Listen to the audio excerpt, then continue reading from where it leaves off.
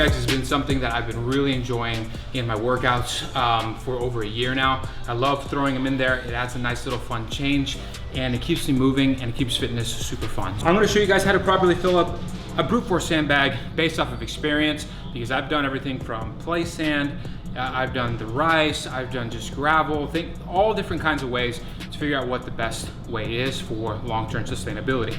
So let's break it down and let me show you guys how to properly fill one up. If you're like me, when I first bought a sandbag, I thought, I don't know why, but I didn't think that I had to make an extra trip to go to the Home Depot or wherever you go to go buy the sand. I just got a box and I was like, what is this? And it was just my sandbag with a couple inserts. You go to Home Depot, you're like, of course, sandbag, you just get sand. But what I found when you end up using just regular play sand is that if you use your sandbag often and you're tossing it and you're doing throws and slams, over time, the play sand starts to pulverize.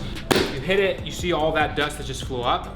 All right, so what I have found works the best, okay? Because when you open up your sandbag, you're gonna get 2 inserts. If you're a beginner, male, anywhere from 40 to 50 pounds, or if you're a little bit more advanced as an athlete, then go 50 to 60 pounds.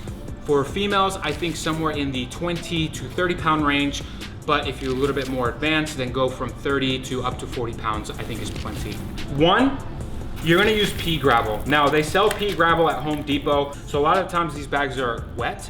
So the best thing to do is on a sunny day, open up the bag, lay it out on the floor, and let the pea gravel dry. Once it has dried, then put it back in a bucket and store it away so that way you can fill up your sandbag a little bit later. Buy a bag of rubber mulch. Now, this rubber mulch here helps to kind of fill in some of the inserts. The combination of both the pea gravel and the rubber mulch just kind of sits well in these inserts.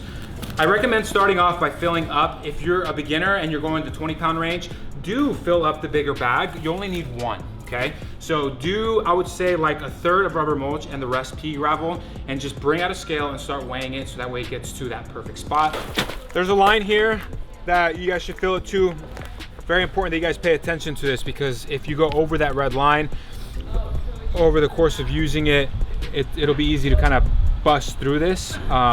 So they put this red line here for a reason. Don't go past it. Because if you get your bag only up to like 25, 30 pounds, there's gonna be a lot of room and space in that bag. It becomes really uncomfortable. Now, of course, the overall goal of a sandbag is to, you know, train unstable loads, odd objects, and stuff like that. But it's not fun when it's like so floppy. It just becomes uncomfortable. You're trying to do some shoulder to overhead movements, and there's like a lot of like sagging in the bag. So right now, there's only 1 insert right here, which is the combination of pea gravel and rubber mulch. Okay, so it's just uncomfortable and awkward when you're trying to get this bag overhead. So what you do is you take your pool noodles and you stuff the bag, 1 end there, and 1 end there.